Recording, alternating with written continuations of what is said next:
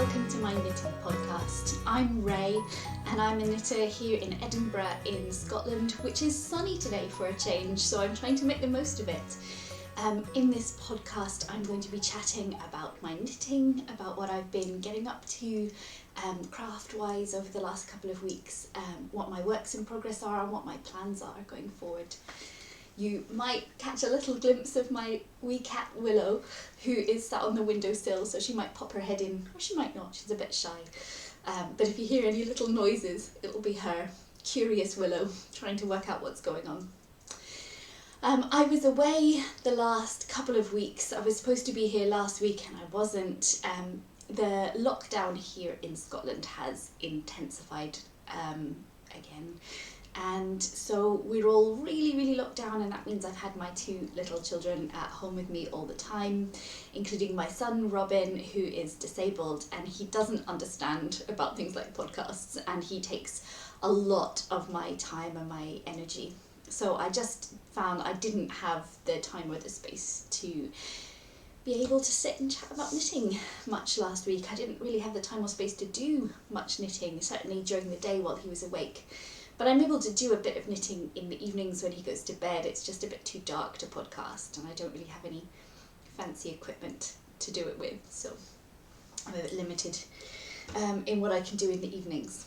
But I have a bunch of projects that I can show you and share with you, and yeah, I hope you'll settle in and join me. So maybe grab yourself a cup of tea, pick up your knitting or your crochet, and let's get started, let's get settled in. So I'm a poet, which you'll know if you've watched previous episodes. I write poetry, I read poetry, I love poetry. I have some books of poetry which you can find if you Google me. But I always start and end each episode of this podcast with a poem. So I thought I would do the same this time. I'm going to start with a poem about sheep, which seemed quite fitting for a knitting podcast. So here is the book. I'll pick it up from where it is. Okay, it's a lovely book called Moontide by a Scottish poet called Niall Campbell, who's from South Uist in the Hebrides. So this poem is a little poem called Fleece. Given a choice of anyone unmentioned in literary history, I'd sink for a while into the stock frame of the shearsman at Colchis when they took the ram to him. Such craft for the hands, leavening the gold from the pale underskin, his head right down to the knife line. He'd hear the whispered dub, dub of the heart locked inside its red room. The bats flown out above our tiny house. I want to face the stiff wool folding back on this, his one best hour. Its golden sleeve, the knife already blunting in his hand. So Niall writes very beautiful poems, and I highly recommend you look him up. So with that done, I have a couple of finished objects. Oh, and I wanted to say as well that I will be drawing, well, I have drawn and I'll be sharing the winner of the giveaway that I launched last time as well today. So that's a bit of something to look forward to. But we'll start with my finished objects. I have two small finished objects to show you this time. The first is really lovely, actually. It was the first thing I finished in 2021 after the new year. So my son Robin, he has intellectual disability and he can't really speak very much. He was non-verbal, but he's become sort of very slightly kind of emergingly verbal. He says a few words here and there sometimes.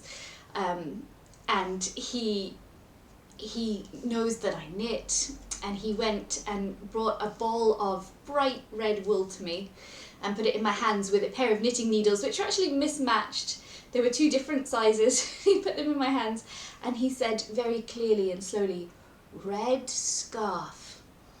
So I started work right away. I just dropped everything to cast on this red scarf for him because it's still really special when he speaks, and I want to encourage him, and yeah, I just love him so much. Anything that he wanted I would want to make for him. So I made him a little garter stitch red scarf, very plain and simple, because I wanted to get it done quickly, and also because he watches a children's TV show called Abney and Teal, where one of the characters, Abney, has a scarf that is a garter stitch plain scarf. So I wanted to kind of mimic that. So here is my very plain red scarf for Robin. It's quite little because he's quite little. He's only 5 and he's small. And he loves it. He put it on when I first made it and finished it and got it off the needles, and he wouldn't take it off. He kept it on the whole day. Even he got into bed for nap time and he was still wearing it. He's just been so delighted with it. And sometimes he puts it on me. He puts it on me and he says, "Mummy, you cold." So, yeah, just a simple garter stitch scarf, the first project every knitter usually does. And I don't think I ever did make one, but now here one is for him, and I'm just so happy. It makes me so happy. So that's my little red garter stitch scarf with some tassels on the end. I looked up how long to make it online, and most places said 36 inches is a good size for a scarf for a young child, and this is actually a bit longer than that, but it even could have been a bit longer, but I just sort of knit till the end of the ball of wool and just left enough to make a few little tassels on the end. That was all, and it was a lovely project. So that was my first project. And my second finished object is this beautiful little baby cardigan. It's in the smallest size, the 0 to 3 month size. The pattern is Norwegian fur, which is from OGE Knitwear Designs. There's the back of it. It is a very lovely, very beautiful thing. So I knit this for Robin's teacher at his school. He goes to a special needs school, and his teacher is just about to go off on maternity leave, which I'm quite glad about, because I think being quite heavily pregnant and being at school during a pandemic, although she's not at the moment, it's probably a bit worrying for her. So she's off on maternity leave, and she's lovely and has just meant the world to us. So I wanted to make her baby a little knitted thing. And whenever I send Robin into school in hand knits, she always comments on them and says how lovely they are and how nice it is when children wear hand knitted clothes. So I know she's a fan of knitting. I don't know if she's having a boy or a girl or what, but I thought this just seemed like a nice pretty thing to make. It is knit out of a strand of drops alpaca held double with a strand of drops kidsilk, and the colourway is vanilla, and yeah, I just think it's incredibly precious. This little button is an old one from my stash of buttons, little star. I think it looks very adorable and tiny. So the thing about baby clothes is that you can never believe quite how tiny they are, which makes them very quick to knit as well. They're lovely, quick little projects. I'm still working towards making myself a pullover with a strand of mohair held double with a strand of something else. I really want to make it. So everything that I'm doing at the moment I feel like is a kind of test knit, like an extended swatch for that, and I actually really like this combination, so this might be the combination that I go for when I'm making my own pullover. I've still not really decided what pattern I'm going to use for that. I've got a few options. I keep changing my mind on them, but I've got a lot of projects on the go at the moment, so there's no real rush. I'll get there. Yeah, these are my two really sweet, lots of garter stitch in these actually, 2 little sweet knitting projects, both Robin related. So this little cardigan's knit from the top down. It's got this little lace detail on the raglan, and it's garter stitch on the body and the sleeves. It's very quick. I think I did it in like 2 nights, 2 evenings of knitting, and it was just a very quick and lovely thing to do. So I think now, before I get into my works in progress, of which there are several, a few new ones, I will let you know who the winners are from the giveaway. And yes, it is winners. So I said that I would do a giveaway to celebrate getting 100 subscribers, and for that I am going to be buying a skein of yarn of the winner's choice for from Nina at Enchanted Yarn, who is a Scottish indie dyer. Here's a skein of her beautiful yarn. So a skein in the colourway of your choice, which I will buy and then Nina will ship to you. And it's just really beautiful. Her colourways are very kind of magical, nature inspired. Yeah, what a lovely thing to own. So I'm going to choose somebody to send that to, but also I have now passed 200 subscribers in the time between then and now, which is wonderful. So I thought what I would do to celebrate that is just to double it up. So I'm picking 2 winners, and I'll buy a skein of yarn from Enchanted Yarn for each of these people and have it shipped to you. So the first winner, I went on and just used a random comment generator, random comment picker that I found online to pick a comment from under the video, and the first winner is Rowan Brooke Thompson. So congratulations, Rowan. And the second winner is Leslie Wright. So congratulations to you, Leslie. So Rowan and Leslie, I will reply to your comment and let you know that you've won once this video is up, and you can let me know which yarn you'd like, and we'll get that done for you. So that's the giveaway winners announced, and if you didn't win, apologies, I wish you all could. It was really lovely reading everybody's messages and seeing what you're all planning to do this year. Everybody has wonderful plans, and oh, it's lovely to feel that kind of the year stretched ahead of us with all its possibilities, all its woolly potential. So that was really nice. Okay, let's look at some of my works in progress. I have a few. Where am I going to start?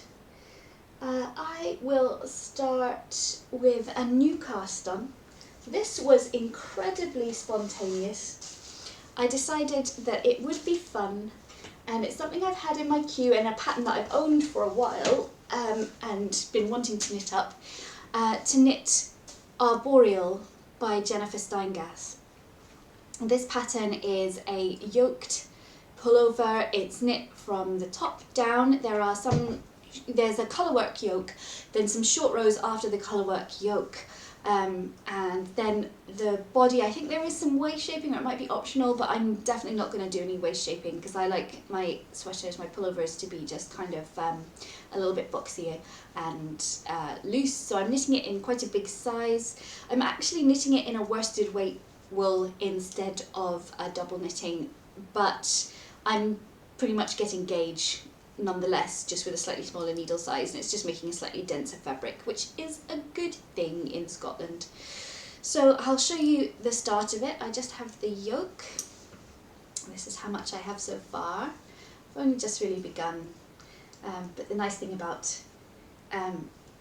top-down sweaters is that yoked ones is that you get to do the lovely yoke first. It's a bit like having your dessert before your main course. It feels almost a bit cheating. With the bottom-up sweaters, I feel like I get through all those miles of stockinette, and my reward is the lovely colourwork yoke.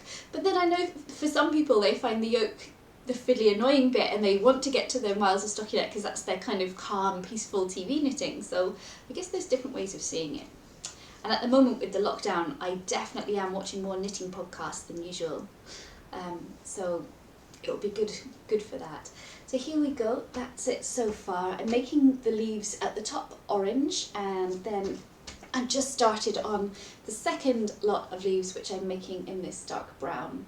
So you can kind of see, itchy eyes, you can kind of see that just a few stitches have been done of the brown, and that is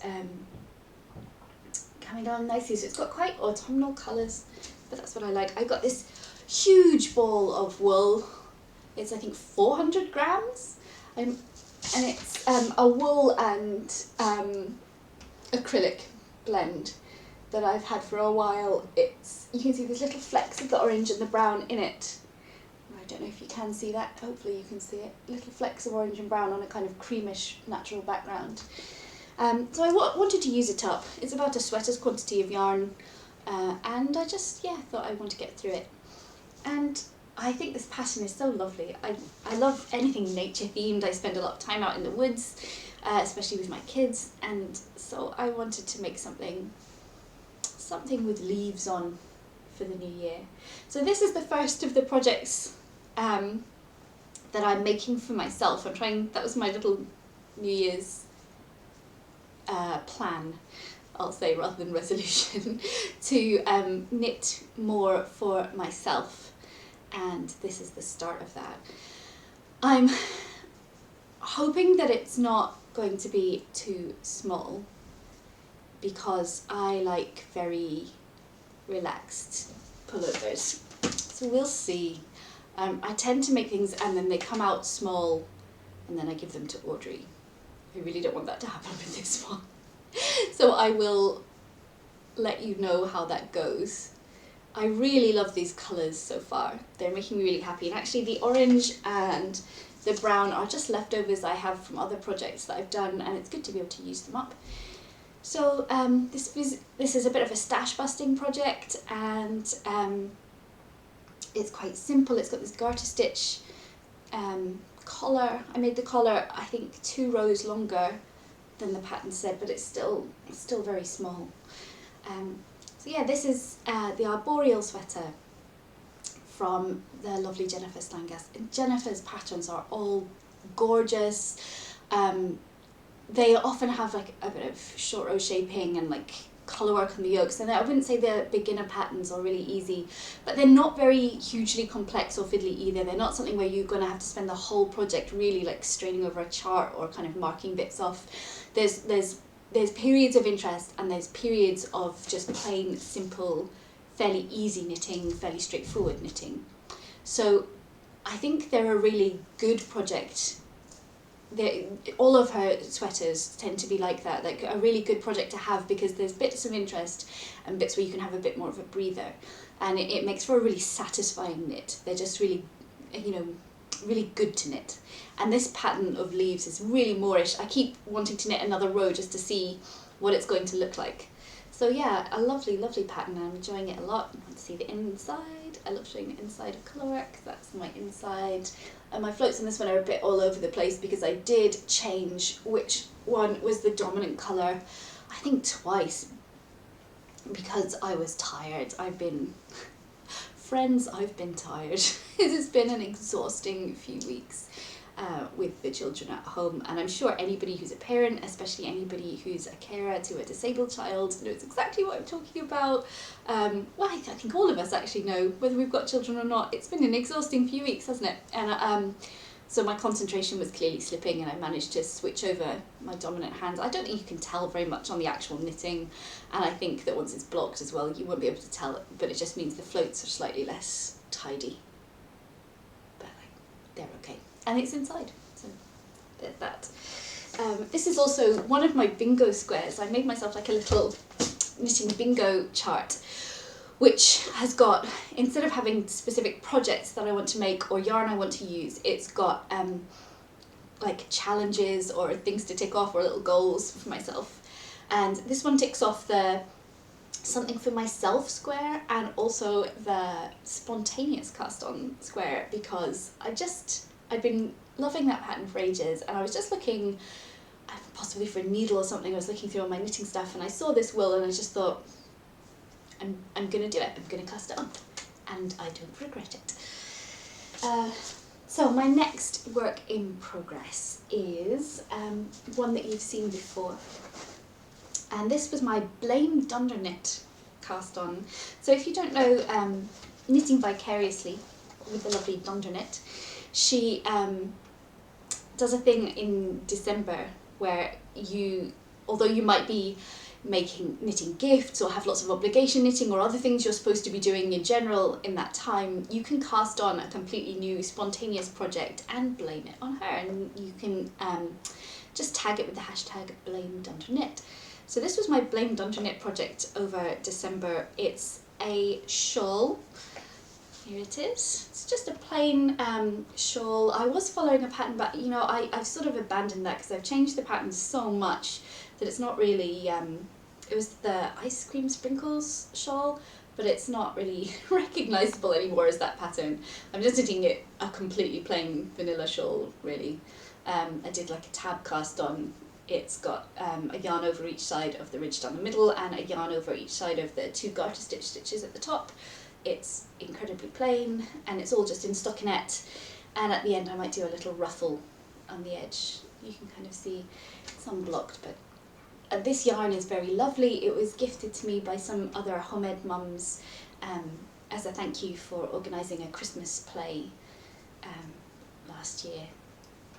And the yarn is Debbie Bliss Rialto Luxury Sock, and it is very beautiful. See, I've got my little progress keeper in there, which I put in,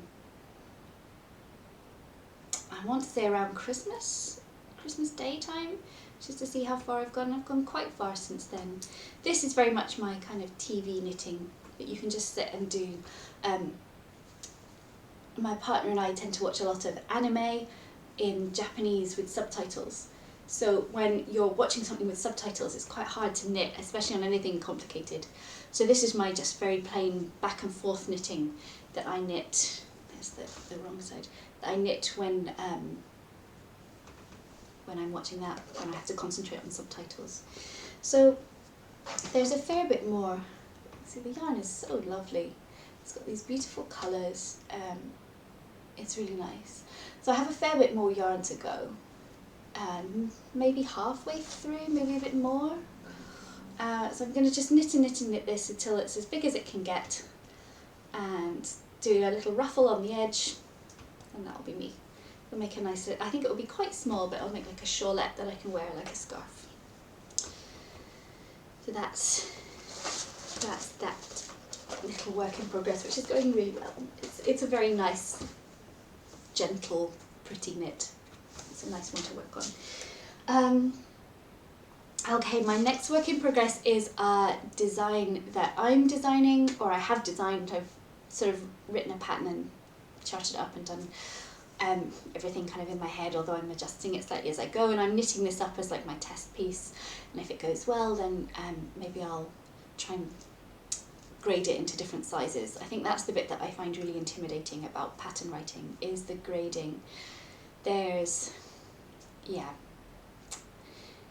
a lot of maths. Now, I'm quite a mathsy person. I studied astrophysics at university, and maths generally doesn't really intimidate me too much, but it just somehow there's a lot of bits to get right, and I'm worried that I'll make one little mistake and then that will kind of iterate through all the different sizes and then it will all be disastrous. But I will do my very best and maybe get it kind of tech edited and see. I'd be interested to see what the process is like. I think it's all going to depend very much on what happens with Robin's school and how much time I have, because realistically at the moment I have very little time and energy, and the time and energy that I have that's not spent on my kids has to be in some way spent on my writing and my kind of work around writing. So I do a lot of workshops in schools, and at the moment I'm working on a project with the Scottish Ballet, which is wonderful, and it's amazing. They've been coordinating, they've been creating a dance based on one of my poems, and seeing that is like, it's a dream come true, but there's a lot of work around that because we're taking a programme around it into schools. And so yeah, a bit of an aside, but yeah, I have a lot of draws on my time and attention, so I'm hoping that in the next few months I'll be able to get some serious work on this and get to grips with some of the maths of it, but no promises right now. So this is the start of it, because I've been using little scraps of the orange yarn as stitch markers, because I am just really bad at using proper stitch markers. I don't know if you can see this very well. Get hair on it. This is the top. It's a top-down cabled cardigan. It's in this natural colour. That's the back of it that I'm showing you. Here, there's the front of it with the cables on. There we go. It's only got a few quite simple, straightforward cables. It's meant to go around like this, so you can see this is kind of the very top. This yarn is the Polwarth 8-ply DK from Wild Earth Yarns, which is a New Zealand yarn. It's completely kind of untreated, undyed, beautifully kind of natural and rustic, and but it's also very soft. It has great stitch definition for these cables, and you can see that there's some here as well. So I'll keep you posted on this and how the cables go. It's my first time designing something with cables, but I've been doing a lot of colour work, so I really wanted something that wasn't colour work but still had a bit of challenge to it as like a contrast to that. I'm definitely a kind of knitter who likes to have multiple projects on the go at any one time, so that depending on my mood and how I'm feeling in a particular time or a particular day, I can pick up the corresponding project to work on it. I don't ever want to be in a situation where I just feel like, oh, I can't even face knitting on that, and I don't want to cast on anything else, so I won't knit. I always want to have something that I can be knitting. Yeah, this is mostly reverse stockinette. It's quite simple, quite plain. It's such beautiful yarn, but also it's going to have a little bit of colour work. It's going to have a little bit of possibly embroidery or possibly intarsia on the pockets, just of some little wildflowers in very muted colours, and the rest of it will be plain. So that's my plan for this.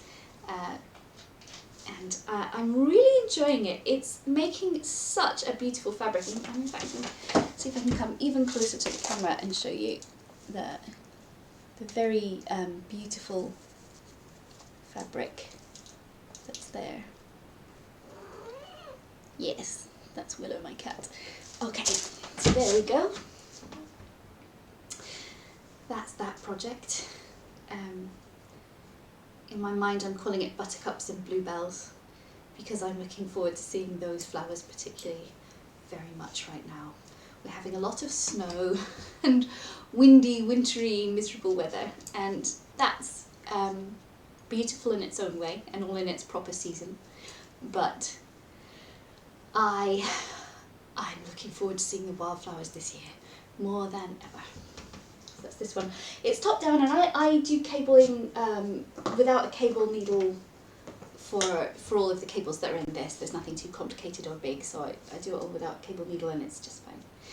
So the last work in progress that I want to talk about today is one that I've been really enjoying. It's very new to me. It's a test knit. It's actually my first test knit that I've done, because I'm quite nervous usually of deadlines. My kids, as I said in my writing, take up so much of my time and attention, and often things can change at a moment's notice, especially this last kind of 12 months. So I'm hesitant to commit to a deadline. But this project, I just saw it and fell in love with it instantly, and it's from one of my favourite designers, who is Mona Zilla, also known as Bunny Muff. She does lots of very beautiful colour work, and she's very nature inspired as well. Everything that she does is very much up my street, and I love her work so much, and every pattern she has, I feel like I instantly just click queue, or I just save it. So when she put out this call for testers for this lovely Willow, hello Willow, I leapt in and said that I would test it. Now one of my bingo squares was to learn how to steek this year, and I've never steeked before, even though I knit a lot of colour work. I was really intimidated by it, and I don't want to be intimidated by knitting. So I thought I would pick this as my first steeking project. It's a pullover, but it has steeks on the armholes and at the neck. It's knit from the bottom up, and Mona has said that we can share it on our videos and social media and things, so I can show you what I've got so far. The most fun thing about this project for me is that it is knit in the Plötulopi, which is the unspun Icelandic wool. Many of you might know Plötulopi. It comes in these plates rather than balls. So for anyone who doesn't know it, it's an incredibly fragile wool. Let me show you this one here. Can you see that? And can you see it? It comes apart with no pressure at all. It just breaks. So you have to be incredibly careful when you're knitting it. It's completely unspun. So it's as unprocessed as it gets, really. It smells, especially the undyed colours. It smells like a sheep. It just literally smells like a sheep. And I keep finding bits of hay and things in it. It's lovely. It's lovely to work with something that's so close to the sheep. So yeah, it's beautiful. It's very fragile, but once it's knitted up, the fabric that it makes is not fragile anymore. I can show you. Not to break any of the strands of it. If it does break, you can easily splice it back together again, so it's not the end of the world. But here you can see it's not soft, it's not fragile when it's knitted up. Just started the first section of colour work here. So this is the bottom edge of it. I've got a proper stitch marker this time for little sun. I want the sun to come back. It's nice and sunny today. I hope it stays. So here's the very bottom of the sweater, and it's knit from here up to the top. It's got a little ribbing at the bottom. It's got a band of colour work here, and then a bigger section of colour work. I'm not gonna. I'll show you progress as I go through it, but I'm not going to tell you too much about what it's going to look like just yet. It's knit mainly in this natural black sheep colour. And I've not really knit too much in dark colours. I find them quite hard to knit because you can't see very clearly each stitch, but actually this is really nice so far. I love it a lot. I knit a swatch and I washed it and blocked it, and I was really nervous because of how fragile the wool is. I was really worried that the swatch, like the final knitted fabric, would just come apart if it got caught on something, or like that it would just break, but it doesn't. It's really strong when it's knitted up, and that's, I think, like the magic of wool. It's unbelievably versatile. So that's the main colour, and the main contrast colour is this one, this kind of lighter natural beige sheep colour, and then it has some bits in this lovely, the colour is called Amber Heather. It's a lovely rusty colour. It's got like bits of like a deeper red in it, bits of a lighter colour, bits of orange. It's a very rich colour, and it's got bits of this red. Now this red is not the red that's called for in the pattern. The other colours are all exactly the wool and the colours that are called for, but this one is a they didn't have the red that was called for in the pattern, but they had this one which looked very similar from the pictures. So I think this one's slightly lighter, brighter, but basically very similar. Yeah, it's so when I knitted this swatch, when the wool is being rustic, it's a little, it's not rough, it's actually very soft, but, and I don't want to say it's scratchy exactly, but it's got that, it feels like a sheep quality, you know, it's got that kind of, it definitely feels like wool, and it's got a bit of a halo to it. And what I found when I washed it and blocked it was that not only did it soften slightly, but it fluffed up even more, and it got this lovely kind of gorgeous halo, almost like a mohairy halo, but without that super softness of the silky mohair.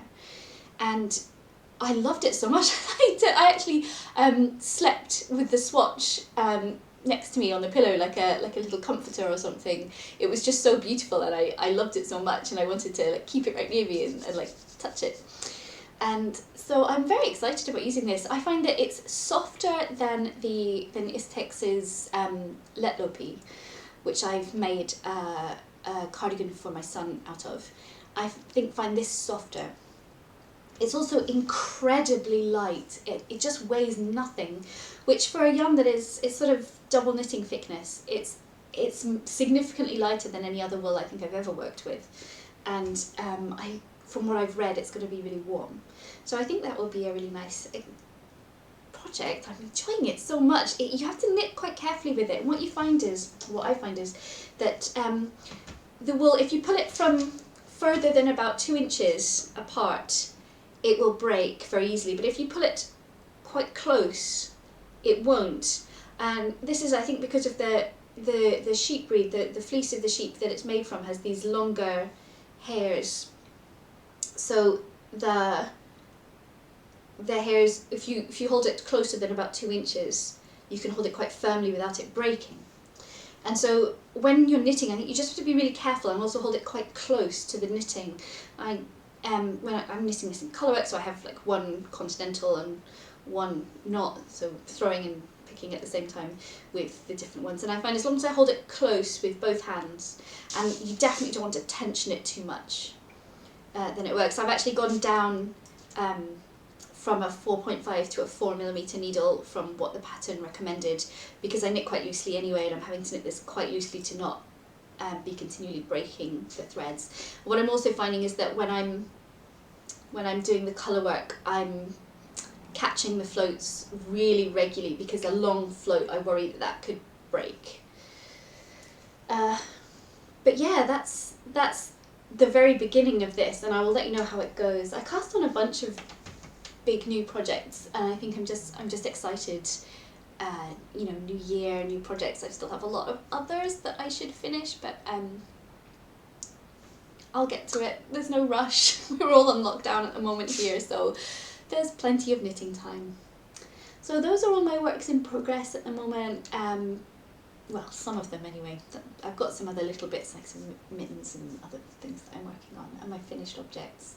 And the winners of the giveaway, and those are all the things that I have to share with you today. I hope that you're having a safe and calm start to the year. January is a lovely month for kind of hibernating and hiding away from the world a little bit and being peaceful. And I know not everyone's able to. Many of us still have to go out to work. I'm in a really lucky position in many ways, in that I don't have to be going out to work.